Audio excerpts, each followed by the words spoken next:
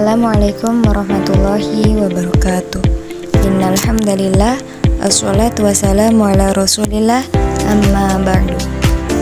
Puji syukur kita haturkan kepada Allah Subhanahu wa taala dan tak lupa salawat serta salam kepada Nabi Muhammad sallallahu alaihi wasallam.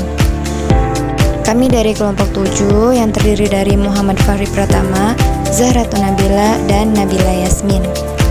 Pada kesempatan kali ini, kita akan membahas tentang positivisme, awal perkembangan metode ilmiah, dan para tokoh. Langsung saja, mari kita simak pemaparan pertama dari Muhammad Fahri Pratama mengenai positivisme dan awal perkembangan metode ilmiah. Baik, di sini saya akan menjelaskan tentang pengertian positivisme. Positivisme adalah aliran filsafat yang berpandangan bahwa pengetahuan yang sahih hanya bisa diperoleh melalui pengalaman empiris, observasi, dan metode ilmiah, serta menolak spekulasi metafisik, teologis, atau intuisi subjektif. Positivisme beranggapan bahwa satu-satunya pengetahuan yang bisa dipercaya adalah pengetahuan yang diperoleh melalui pengalaman nyata dan pengamatan ilmiah. Artinya, positivisme menolak penjelasan yang bersifat spekulatif seperti metafisika atau kepercayaan yang tidak bisa dibuktikan secara ilmiah. Yang selanjutnya yaitu awal perkembangan metode ilmiah. Positivisme berkembang seiring lahirnya metode ilmiah modern pada abad ke-17 hingga 19 sebagai reaksi terhadap dominasi teologi dan metafisika dalam pemikiran Eropa. Francis Bacon memperkenalkan metode induktif dari fakta ke teori sebagai dasar ilmu pengetahuan. Isaac Newton menyusun hukum fisika universal yang memperkuat keyakinan bahwa alam tunduk pada hukum-hukum tetap dan dapat dipelajari secara ilmiah. Aliran ini menjadi landasan berpikir bagi perkembangan sains modern, sosiologi, dan logika ilmiah. Pada masa sebelumnya, banyak pengetahuan yang didasarkan pada kepercayaan religius dan metafisika. Namun, sejak abad ke-17, muncul tokoh-tokoh seperti Francis Bacon dan Isaac Newton yang mulai mendorong penggunaan observasi dan eksperimen untuk memahami dunia. Dari sinilah positivisme muncul sebagai pendekatan ilmiah yang rasional dan sistematis. Terima kasih kepada Muhammad Fahri Pratama atas penjelasannya. Selanjutnya yang akan dipaparkan oleh Nabila Yasmin. Tokoh-tokoh positivisme. Sebelumnya, kita sudah lihat bagaimana lahirnya metode ilmiah mendorong peralihan cara pikir manusia dari tahayul ke penalaran ilmiah. Tokoh pertama dan paling terkenal dalam positivisme adalah Auguste Comte. Auguste Comte adalah orang pertama yang merumuskan positivisme secara sistematis, dan karena itu, ia dikenal sebagai Bapak Positivisme. Salah satu kontribusi besarnya adalah gagasan tentang 3 tahap perkembangan intelektual manusia. Menurut Comte, cara manusia memahami dunia ini berkembang secara bertahap seiring waktu dan kemajuan peradaban. Tahap pertama adalah tahap teologis, yakni segala hal dijelaskan melalui kekuatan adikodrati, yaitu tahap ketika manusia menjelaskan segala hal yang terjadi di alam melalui kekuatan adikodrati, seperti dewa-dewi atau roh. Contohnya, jika terjadi petir atau gempa bumi, masyarakat pada masa ini akan menganggap itu sebagai tanda kemarahan dewa atau campur tangan makhluk supranatural. Lalu, berkembang ke tahap kedua, tahap metafisis, yakni penjelasan melalui entitas abstrak.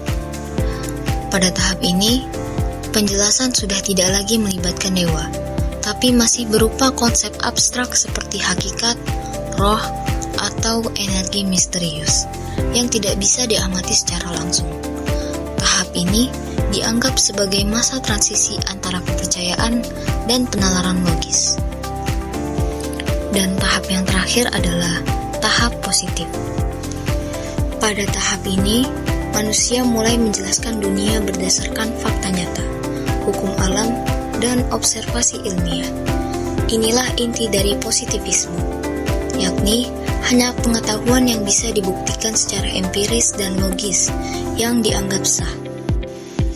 Inilah tahap yang paling ilmiah, yakni semua pengetahuan harus berdasarkan hukum alam, data observasi, dan eksperimen. Disinilah positivisme berakar. Comte percaya bahwa peradaban yang maju akan semakin berpindah ke tahap positif, di mana masyarakat menggunakan ilmu pengetahuan untuk menjelaskan dan memecahkan masalah, bukan lagi dengan mitos atau spekulasi abstrak.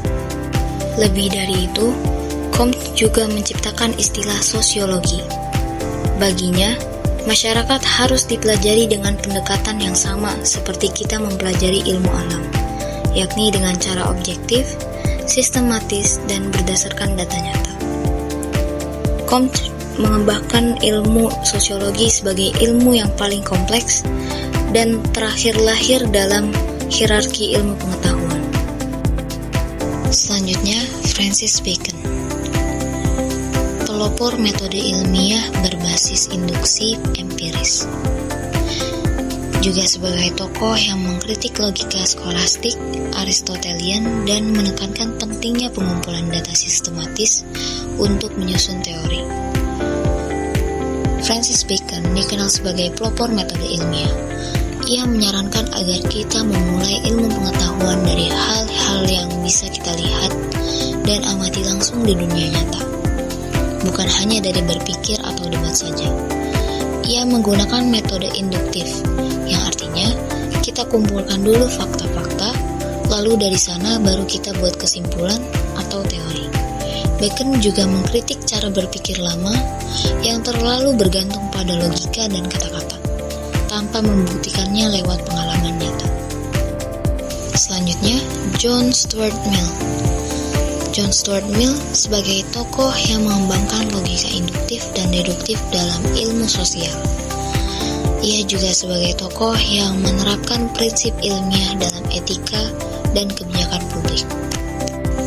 John Stuart Mill melanjutkan gagasan Bacon, tetapi diterapkan dalam ilmu sosial, seperti dalam memahami perilaku masyarakat dan kebijakan publik. John Stuart Mill memakai dua pendekatan sekaligus, yaitu induktif, yakni dari kata ke teori, dan deduktif, yang artinya dari teori ke fakta. Ia percaya bahwa ilmu sosial juga bisa didekati secara ilmiah, dan prinsip-prinsip ini juga bisa dipakai untuk membuat keputusan yang lebih adil dan masuk akal dalam kehidupan bersama.